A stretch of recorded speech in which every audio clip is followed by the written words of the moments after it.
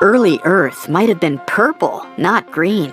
There's a theory that ancient microbes used molecules other than chlorophyll to absorb sunlight. These molecules likely gave living organisms a violet tint.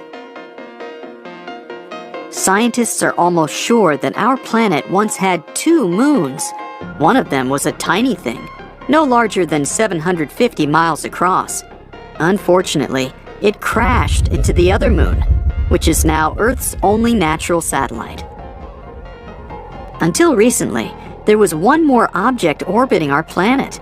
It was a temporary mini-moon called 2020 CD3. This tiny space rock, no bigger than 3 feet across, was pulled into our orbit more than a year ago. Astronomers believe the mini-moon left Earth's orbit in March. From 60 to 100 tons of space dust drift down to our planet's surface every day. These tiny cosmic particles are mostly released by comets, which are usually made of dust and ice. When the sun turns this ice into vapor, the remaining dust travels down to Earth. If you look at Earth from space, you'll see a blue ocean planet. Almost 70% of its surface is covered with water, and its average depth is 14,000 feet. But if you gathered all the water into a sphere, it would be a mere 870 miles across, just barely enough to cover Texas. And that's including all the water in the seas, oceans, rivers, lakes, ice caps, groundwater, and even those tiny droplets in the atmosphere. All Earth's air, yep, all 5,140 trillion tons of it, would make a slightly larger ball. By the way, the further away from the surface, the less dense the atmosphere is. That's why half of Earth's air is within the first 3 miles above the surface of the planet. Every 200,000 to 300,000 years, our planet goes through a magnetic pole reversal. It's not an instant process, though. It can last hundreds or even thousands of years. We live inside the sun. Its atmosphere stretches far beyond its visible surface. And even though Earth is 93 million miles away from the star, it's still within the reach of the sun's atmosphere. Auroras happen when charged particles from the sun get caught by Earth's magnetic field and crash into the upper atmosphere near the poles. The Hudson Bay of Canada is a gravitational anomaly. This area has lower gravity than any other place on Earth. You'd weigh less standing at the equator than at one of the planet's poles. Mars has only 15% of Earth's volume and less than 10% of its mass. And still, the red planet and Earth have almost the same landmass. It's because about 2/3 of our planet's surface is covered in water. The Pacific Ocean contains more than half of the world's free water. It's also by far the largest ocean. All Earth's continents could easily fit into the Pacific Basin. Our planet is gradually slowing down the speed of its rotation. It happens at an unhurried pace of 17 milliseconds per 100 years. Because of this, our days are becoming longer. And still, only after 140 million years, the day on Earth will last 25 hours. The ocean on Jupiter isn't made of water.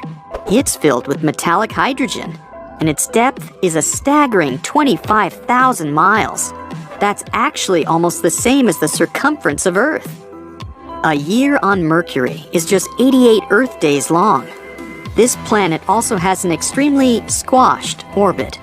Its distance from the Sun varies from 28 to 43 million miles.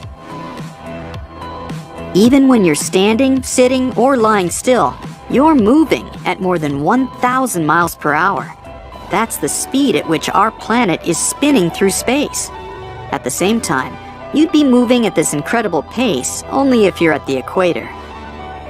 Pluto's atmosphere rises much higher above the surface of the dwarf planet than, let's say, the atmosphere of Earth. It also has more than 20 layers. All of them are cold and condensed. Methane gas is a byproduct of natural processes.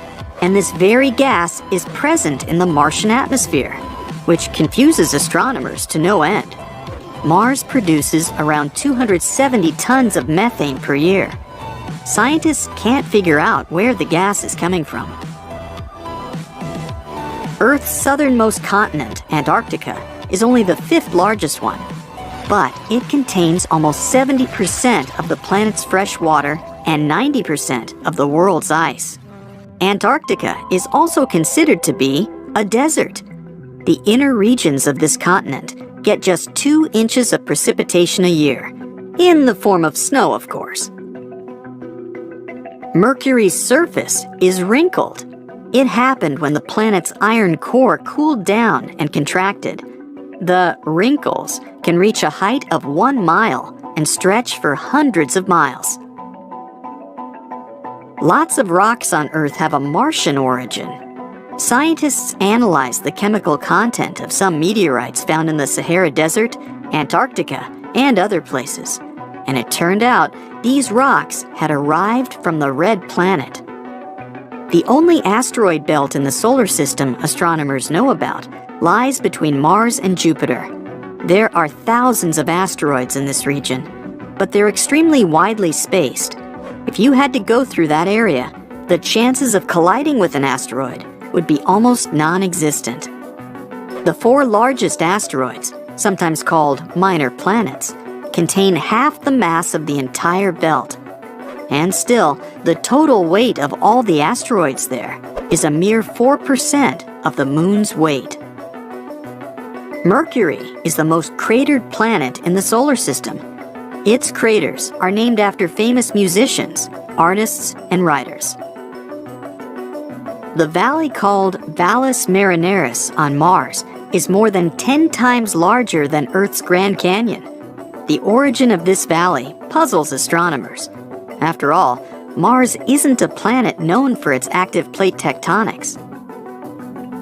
Atmospheric pressure on Venus is 92 times greater than that on Earth. Venus also has a much denser atmosphere. That's why only big meteorites can make it to the planet's surface. The smaller ones get slowed down and fall into pieces before reaching the ground. Our planet has its magnetic field thanks to scorching hot liquid metal that's flowing inside its outer core. This creates electric currents, and they, in turn, generate the magnetic field. For the past 200 years, the planet's magnetic North Pole has moved northward for about 600 miles. These days, it's traveling faster than it used to, 40 miles per year versus 10 miles per year several decades ago. Volcanoes on Pluto, which are called cryovolcanoes, spit not lava, but ice. Instead of molten rock, they erupt water, methane, and ammonia.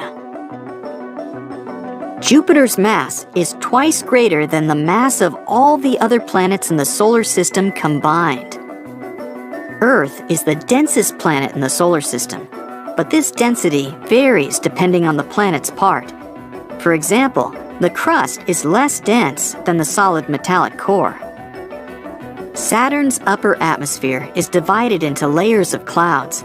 Those at the top are made of ammonia ice. Then, there are water ice clouds, and below them, layers of sulfur ice and cold hydrogen. Uranus rotates on its side. The reason for such an unusual position could be a powerful ancient collision, but so far, it's just a theory.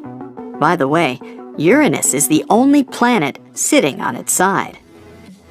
Venus rotates in the opposite direction to the Sun. The reason might be a powerful collision with an asteroid or another space object. Iapetus, one of Saturn's moons, has an unusual coloring. It's two-toned. One of its sides is dark with a slight reddish hue, while the other is bright. Scientists haven't cracked this mystery yet. Jupiter's moon Io has hundreds of active volcanoes on its surface. It's the most volcanically active body in the entire solar system.